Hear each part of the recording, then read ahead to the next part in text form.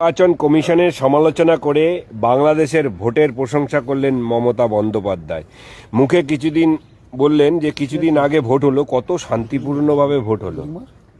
মমতা ব্যানার্জি, রাহুল গান্ধী, অখিলেশ বাবু এরা বাংলাদেশ আর পাকিস্তানের প্রশংসা করেন, ভারত সরকার, ভারতের আদালত, ভারতের নির্বাচন কমিশনের প্রশংসা করেন না। এর থেকে বোঝা যায় এদের মানসিকতা কি, এদের মনটা কোথায় আছে।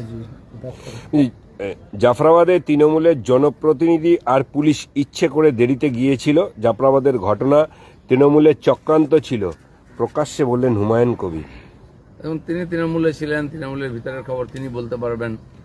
ওখানে যে ঘটনা ঘটেছে এটা সন্দেহজনক, এখনো পর্যন্ত চাপা দেওয়ার চেষ্টা চলছে। কতজন মারা গেছে, কোথাকার লোক কি, তার পরিবারকে কিছু বলা হচ্ছে না, কারণ এটা চক্রান্ত ছিল এর পেছনে। ঠিকঠাক তদন্ত হলে বোঝা যাবে টিএমসি ইচ্ছা করে এটা করিয়েছে।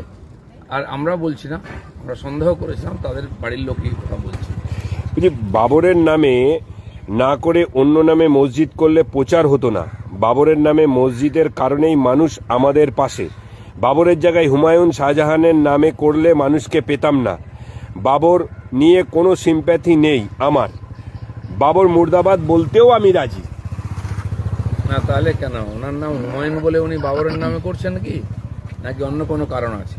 যে বিদেশি আক্রমণকারীর নামে সৌধ নির্মাণ করে তাকে কখনো ভারতবর্ষের লোক শ্রদ্ধা সম্মান করবে না, আর কখনো সফল হতে পারবে না।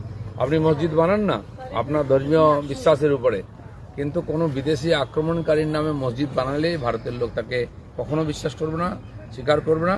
আর আমার যতদূর জানা আছে ইসলামে কোনো ব্যক্তির নামে কোনো সৌধ বা মসজিদ হয় না। তৃণমূলের জনপ্রতিনিধিদের টাকা তুলতে হয়, শুধু বীরভূমেই প্রতি মাসে নাকি 52 কোটি টাকা ওঠে, প্রকাশ্যে বলছে। দোলা সেনের পরে প্রকাশ্যে আবার মমতা ব্যানার্জিও তো বলেছেন যে টাকা কে কে নেয়, কি নেয়, তার পার্টির লোকেরা নেয়, সবাই জানে, এটা ওপেন সিক্রেট। আর এখানকার সরকার চলে, সরকারের পার্টি চলে এখান থেকে, তো এগুলো তো নতুন কিছু না। তবে এর সমাধান কি? সমাধান যতদিন টিএমসি আছে হবে না, কারণ টিএমসি এগুলোকে চালিয়ে রেখেছে। জোট নিয়ে তিনি বলছেন যে সিপিএম এর ঝামেলার মধ্যে আমি দায়ী নই। সাম্প্রদায়িক লোকের সঙ্গে সেলিম বসেছিল বা কেন, কতবার কোন কোন হোটেলে বৈঠক হয়েছে, সিপিএম জানতো না? সমস্ত কিছু তো জানতো।